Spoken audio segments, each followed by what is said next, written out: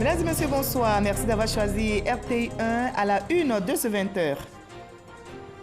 L'Africa CEO Forum, rendez-vous annuel de référence du dialogue public-privé sur le continent, s'ouvre demain à Kigali au Rwanda. Le Premier ministre ivoirien Amadou Gon Coulibaly est dans la capitale rwandaise pour cette rencontre. Il présentera aux hommes d'affaires réunis à Kigali les opportunités d'investissement en Côte d'Ivoire. Ce 24 mars, c'est la journée mondiale de lutte contre la tuberculose, une des maladies contagieuses les plus meurtrières.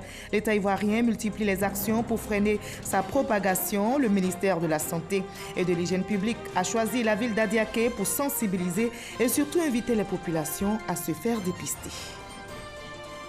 Non, il n'y a pas de riz avarié sur le marché ivoirien. La Confédération des organisations des consommateurs déploie une folle rumeur qui circule présentement sur les réseaux sociaux.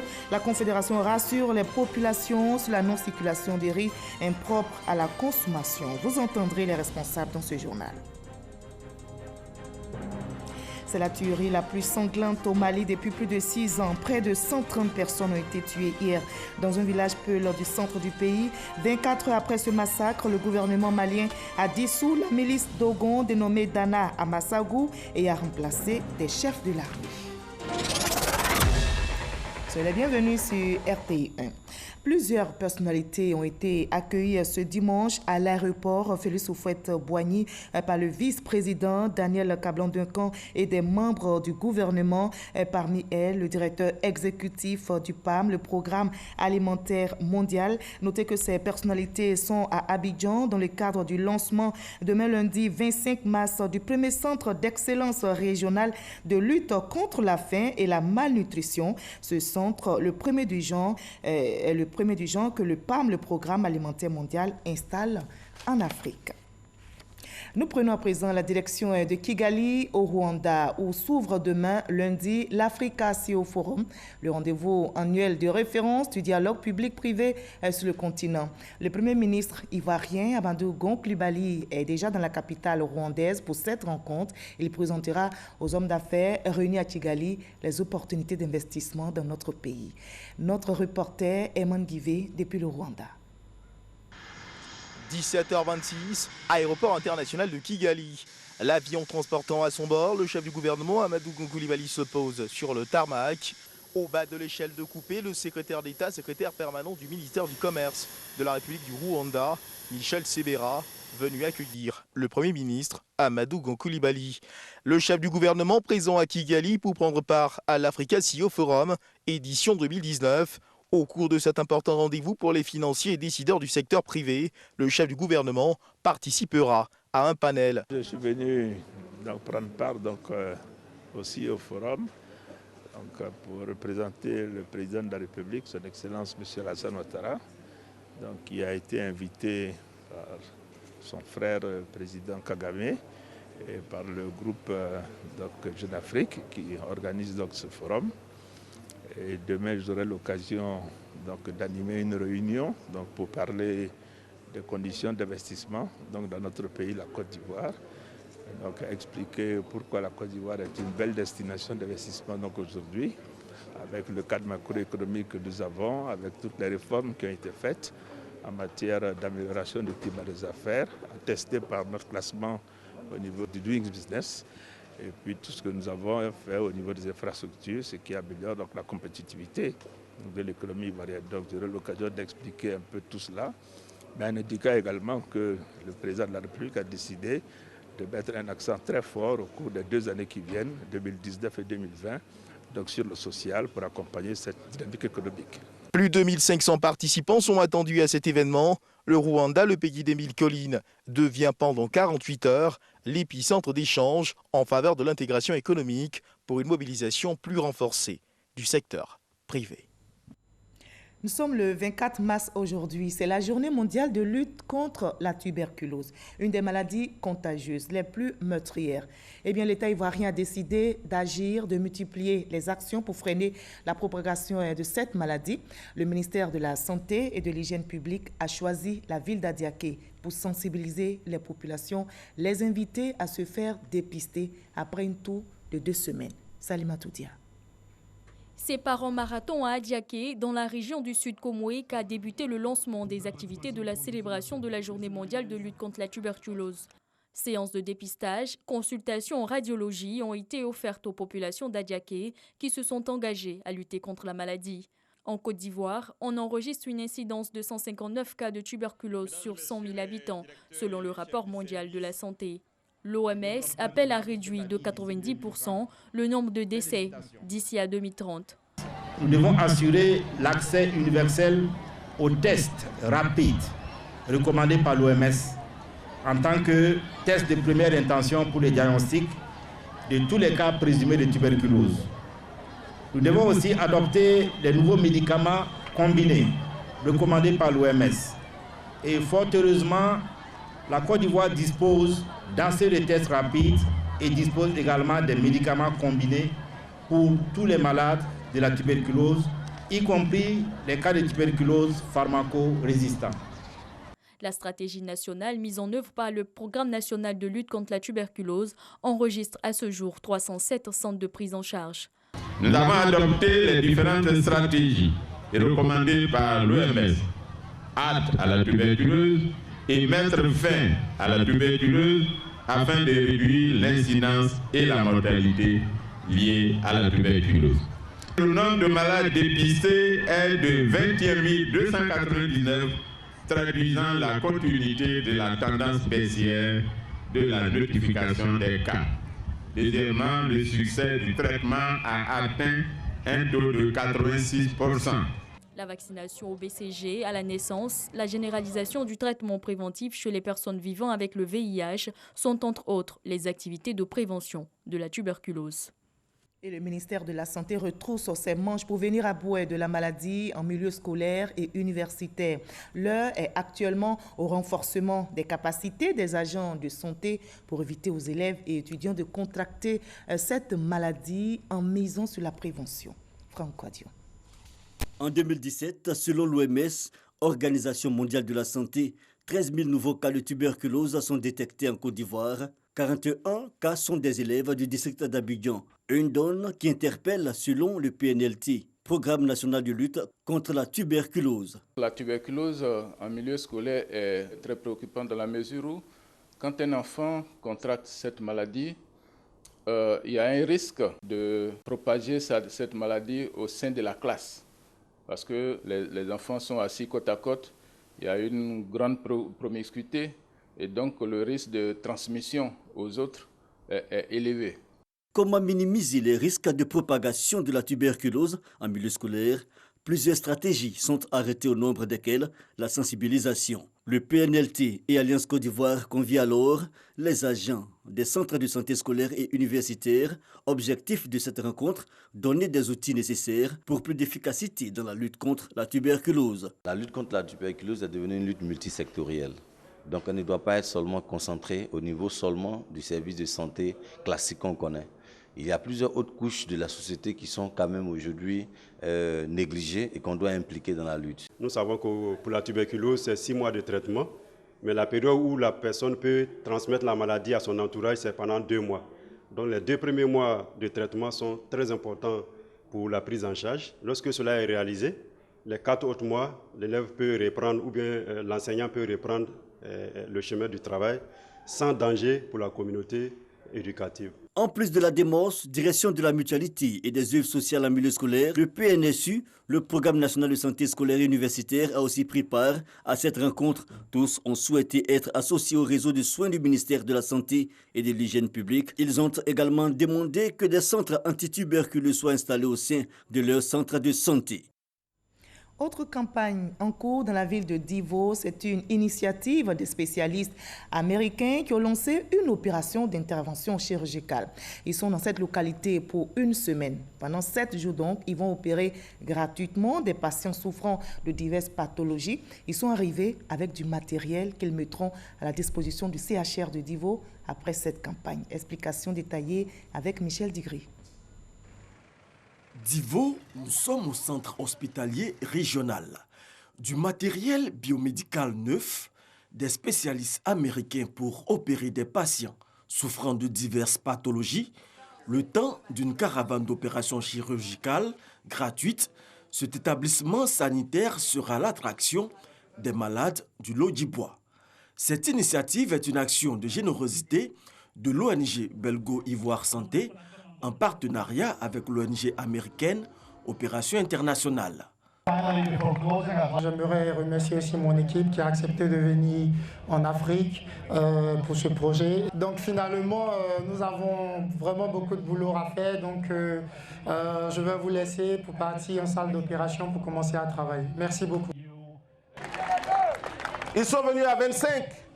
Le matériel qu'ils vont laisser à l'hôpital, on m'a dit c'est entre 500 millions et 1 milliard de matériel qui va rester ici.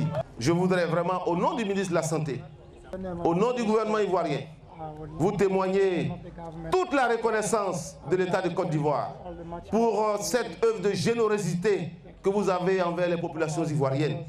Vous avez accepté de venir ici à Divo pour laisser tout ce matériel-là au CHR. Le matériel biomédical apporté par les Américains et qui sera offert au CHR de Divo relèvera de façon significative le plateau technique de cet établissement sanitaire.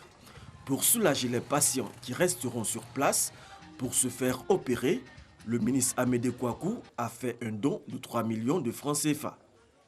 Et notez que notre santé n'est pas du tout menacée, c'est une folle rumeur. Il n'y a pas de riz avarié sur le marché ivoirien. La Confédération et des organisations des consommateurs déplorent une fausse alerte qui circule présentement sur les réseaux sociaux. La Confédération rassure donc les populations sur la non-circulation des riz impropres à la consommation et les invite à ne pas paniquer. La question a été mise sous douane dans les entrepôts, le temps de permettre à nos autorités d'effectuer des tests additionnels par rapport aux tests qui se font de façon habituelle en cas d'importation. Donc le ministère du Commerce a fait des prélèvements pour effectuer des contrôles plus approfondis. Les résultats de ces contrôles nous ont été promis, les premiers résultats dans les 48 heures et ensuite les autres résultats. Donc nous avons tenu à faire ce point de presse pour rassurer l'ensemble de la population, dire qu'il n'y a pas de raison de paniquer. La situation est sous contrôle. Nous partons maintenant pour New York, aux États-Unis d'Amérique, où se tient la 63e session de la Commission de la condition de la femme. À marge de cette rencontre, la délégation ivoirienne conduite par la ministre Bakayoko Liramata a visité une usine de transformation de cacao et a pris part à un panel sur l'autonomisation des femmes dans cette filière. L'avenir du karité est au centre des réflexions. Clément Boko. Le karité de Côte d'Ivoire au cœur des échanges de la 63e session de la Commission de la condition de la femme. À New York, experts, productrices, acheteurs et ONG ont reconnu les avancées en matière de transformation du karité, un produit qui pousse à l'état sauvage. Aujourd'hui, grâce au ministère de la Femme, de la Famille et de l'Enfant et l'ONU Femmes, les actrices de la filière sont organisées, réduisant ainsi la pénibilité du travail. Les normes internationales sont des barrières à l'entrée de nombreux produits africains dans le marché international. Et la seule façon de relever le défi a été de former les femmes aux bonnes pratiques du ramassage des amandes de karité et au séchage. Le résultat ne s'est pas fait attendre. En 2018, la Côte d'Ivoire obtient la certification biologique du beurre de karité. Quelque chose d'absolument formidable lors de cette certification, on a pu produire avec l'eau du karité qui est jetée normalement, qui est un déchet. L'eau du karité fait du charbon bio. Est-ce que vous vous rendez compte de ce que ça signifie? Ça signifie que toutes ces femmes peuvent être multimilliardaires parce qu'elles vont être à la COP 23, 24 pour défendre que, attention, nous, au niveau de la taxe carbone, nous la voulons parce que nous agissons directement sur un produit qui va aider à ne plus couper les arbres. Rendre les femmes indépendantes financièrement, c'est possible. Et les perspectives de richesse dans le beurre de karité étant immenses, la ministre Ramata Ly Bakayoko et son équipe envisagent d'accompagner ces femmes sur le marché, tant sur le plan national qu'international. Le temps est donné avec la certification du beurre de karité dans les régions du Kyologo et du Gontougou. Reste maintenant a touché toutes les autres régions de la Côte d'Ivoire pour une réelle autonomisation des femmes. Le ministère de la Construction, du Logement et de l'Urbanisme a aussi des défis à relever. Pour y arriver, le ministre Bruno Koné-Nabagné veut offrir aux populations un cadre de vie décent en adéquation avec le plan d'urbanisme d'Abidjan. Le ministre a donc décidé d'associer les élus locaux. La tournée qu'il a donc initiée dans les différentes mairies d'Abidjan l'a conduit hier à Yopougon où il a rencontré l'équipe municipale. Cheikh Koné. Première étape de cette tournée, la mairie de Yopougon, où le ministre Bruno Koné a échangé avec le maire de la commune, Gilbert Kafana Koné, et son équipe municipale sur les questions de construction, de logement et d'urbanisme. La restructuration des quartiers précaires, l'occupation anarchique des espaces publics, la conformité des constructions avec le permis de construire, le schéma directeur du Grand Abidjan ont été les sujets abordés. Le ministère en charge de l'urbanisme, de la construction et les communes, nous avons au moins une mission commune. Cette mission, c'est offrir à nos populations le meilleur cadre de vie. Nous y travaillons en ce qui nous concerne, mais nous nous sommes rendus compte que nous serons plus efficaces en y travaillant avec les acteurs locaux. Nous sommes donc à sa disposition, certes pour l'accompagner comme vous le dites, mais c'est surtout nous qui avons le plus besoin de lui pour rendre agréable nos cités.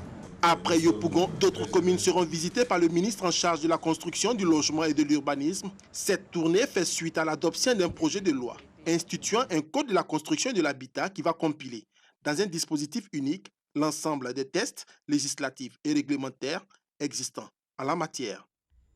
Quelle est l'importance du changement de mentalité? Comment changer de mentalité? Quelles sont les retombées? Autant de questions évoquées dans le magazine du dimanche au journal de 13h présenté par Hamza Diaby. Il avait comme invité M. Augustin Nguessan, expert, formateur, conférencier. Voyons un extrait de leur entretien.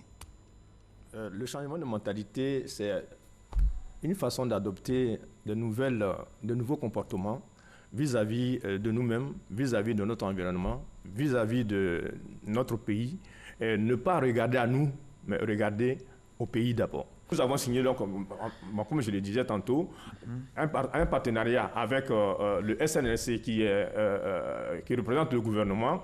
Donc nous avons signé ce partenariat. C'est pour aller dispenser des cours de changement de mentalité, faire des conférences. Nous sommes allés au CNMS pour donner des cours de formation aux élèves cafopiens qui vont sortir. Et à la fin, nous sommes allés aussi former des professeurs de l'IPNET pour que cet enseignement-là soit vulgarisé à travers la Côte d'Ivoire. Je vous donne un exemple, M. Diaby. Mettons que nous avons à la maison un enfant. La plupart du temps, les enfants sont sur les jeux vidéo. On se couche tôt pour pouvoir se réveiller tôt à 2 h du matin. On viendra trouver notre fils en train de jouer aux jeux vidéo. Et si on l'a vu comme ça, on ne l'engueule pas.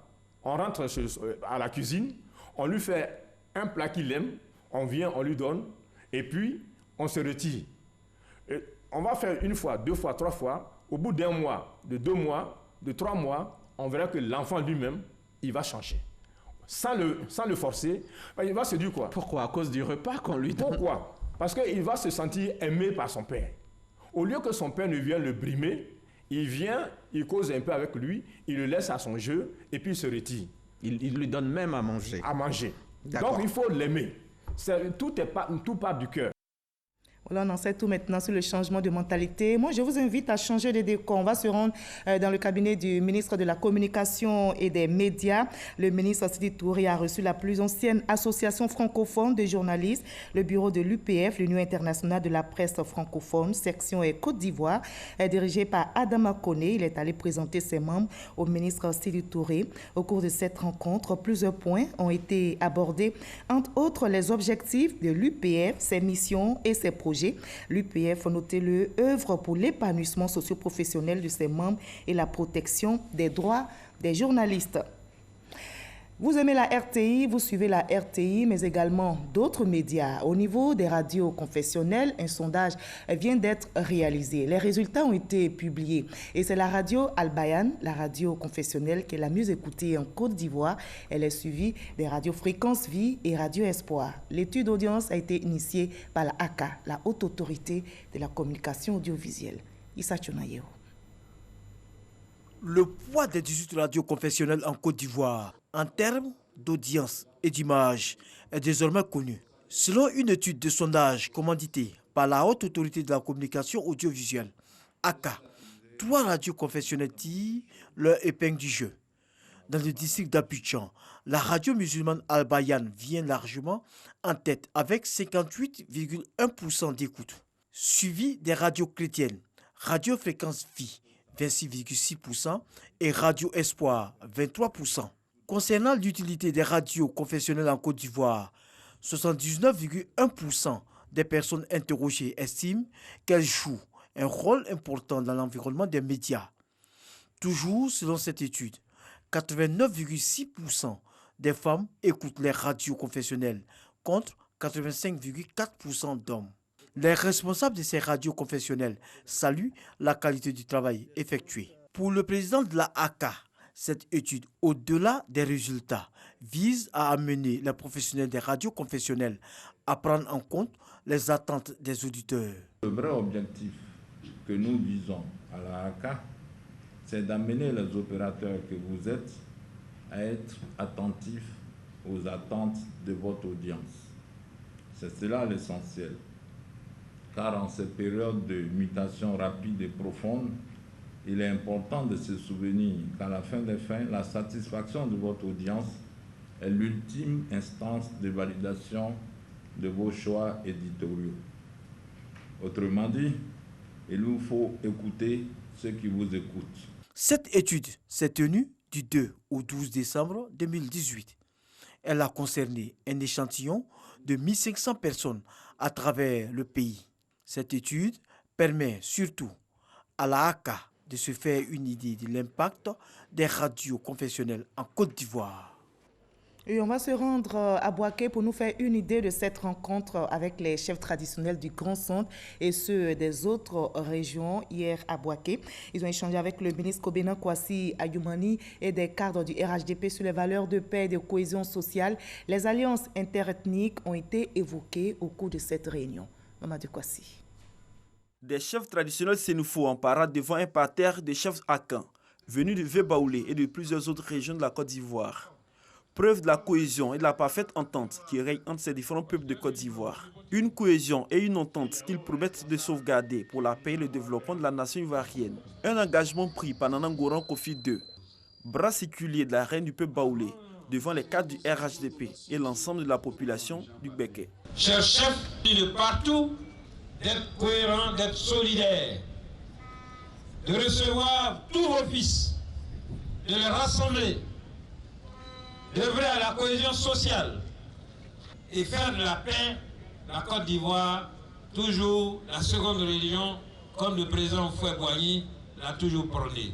Le ministre Kobena Kwasi Ayoumani, porte-parole principal du RHDP, félicite les chefs traditionnels pour leurs efforts quotidiens dans la consolidation de la paix. Il invite ces chefs traditionnels et les chefs de communauté à faire des alliances à plaisanterie, le ciment de la cohésion sociale. Vous, nos chefs, dans nos villages, c'est au dialogue que vous avez recours chaque fois qu'il y a un différend entre deux personnes ou entre deux familles. Le dialogue a toujours été votre arme secrète pour régler les conflits et préserver la cohésion sociale dans nos villages.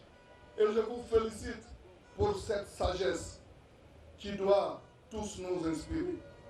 Pour mettre en pratique ces dires, le ministre Kobena Kwasi Ayoumani, fils Bron, a tensé les chefs traditionnels baoulés et sénoufos. Je suis donc très heureux de vous retrouver dans vos costumes d'apparat pour accueillir votre chef suprême.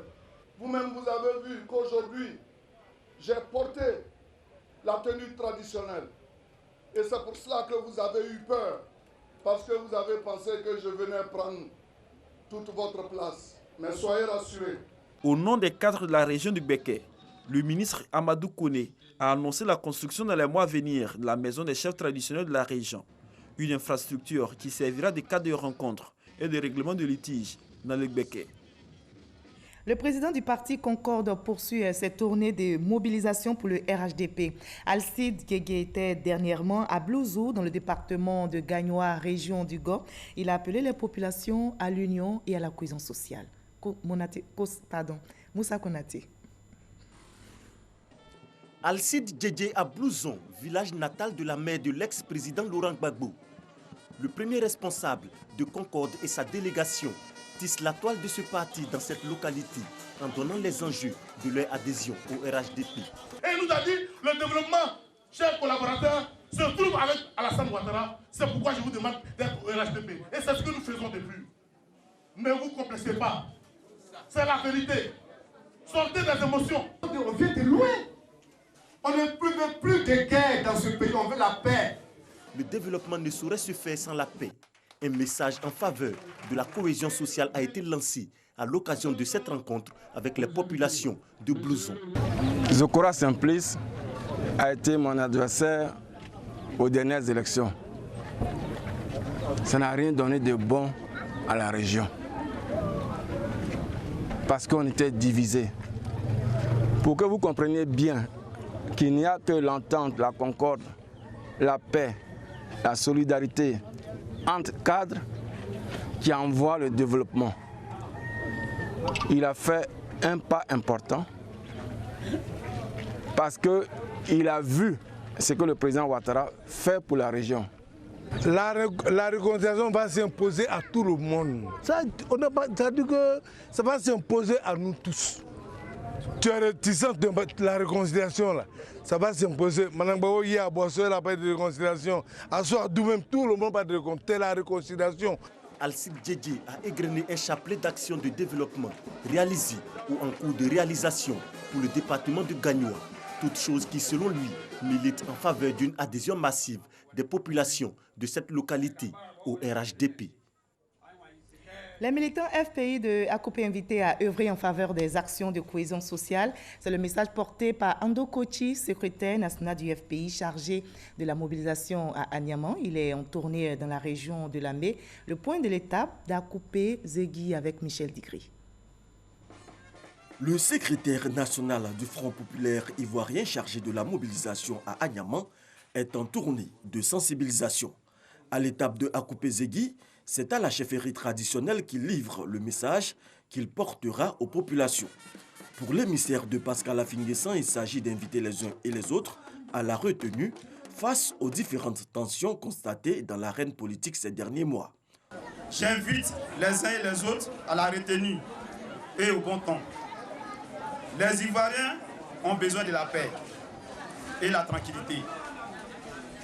Ne retombons plus dans l'animosité politique. Ivoirienne, Ivoiriens, partout où vous êtes, soyez les artisans de la paix. Ce pays n'a pas besoin de désordre, mais la paix.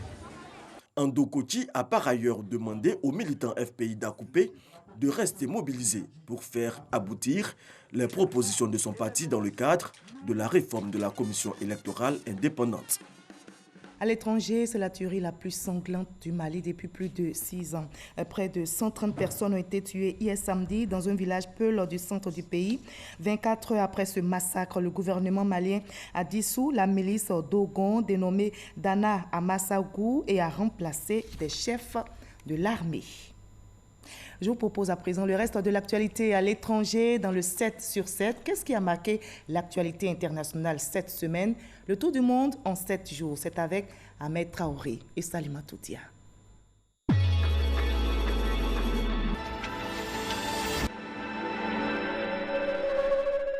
En attendant des conclusions définitives de l'enquête sur le crash de l'avion de la compagnie Ethiopian Airlines, Boeing entreprend des démarches pour redorer son blason. Le système de stabilisation au vol, en attendant les conclusions définitives des enquêtes, ce logiciel a été mis en cause dans l'accident de la semaine dernière, mais aussi de Lion Air fin octobre 2018. Au Soudan, des centaines de manifestants sont descendus dans les rues de la capitale Khartoum pour demander la démission du président Omar el-Béchi. Pendant ce temps, une dizaine de partis d'opposition, de mouvements armés et de membres de la société civile sont réunis à Paris, en France, pour discuter de la situation. Pendant 3 jours, l'opposition tentera de trouver une position commune et faire des propositions concrètes en vue d'un changement de régime.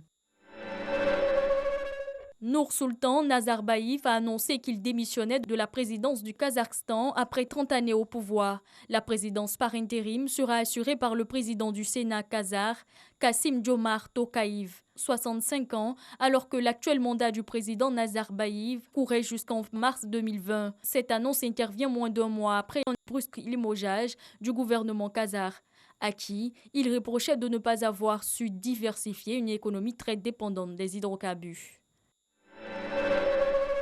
En Centrafrique, l'Union africaine a trouvé un accord entre les groupes armés et le gouvernement, mettant fin provisoirement à une querelle naissante. Les autorités et les 14 groupes armés signataires de l'accord de paix se sont mis d'accord sur un gouvernement inclusif à Addis Abeba. Un accord qui maintient le Premier ministre Firmin Gebrada en place et garantit l'entrée au gouvernement des 14 groupes rebelles à qui seraient assurés des ministères régaliens. Le Mali et le Burkina Faso, 2 pays qui seront visités par le Conseil de sécurité de l'ONU. Une visite, la 4e depuis 2014 à Bamako et la 2e à Ouagadougou, à l'initiative de la France, de l'Allemagne et de la Côte d'Ivoire. Au centre des discussions, la mise en œuvre de l'accord de paix et la lutte antiterroriste face à l'expansion de la menace dans la région du Sahel. Un autre sujet sur lequel se pencheront les experts, la venue de la MINUSMA, la mission de l'ONU au Mali, dont la mission prend fin en juin prochain. Plus de 100 personnes ont été tuées samedi 23 mars dans l'attaque d'un village Peul du centre du Mali. C'est un groupe de chasseurs traditionnels de la zone de Bankas, près du Burkina Faso, qui est accusé d'avoir perpétré l'attaque dans le village d'Ogosagou, dans le centre du pays. Une mission composée d'un détachement de l'armée et des autorités locales est arrivée sur place dans l'après-midi. Dans un communiqué, le secrétaire général de l'ONU, Antonio Guterres, a évoqué un bilan revu à la hausse. Ils sont plus de 300 000 électeurs aux Comores qui doivent prendre part au scrutin ce dimanche 24 mars pour le premier tour de la présidentielle. Ils doivent choisir parmi 13 candidats, dont le chef de l'État sortant, Azali Assoumani. Des incidents ont été signalés sur l'île. Les forces de l'ordre sont intervenues pour disperser la foule. Il y aurait au moins 2 blessés, selon une bonne source. 10% des bureaux de vote d'Anjouan ont dû fermer.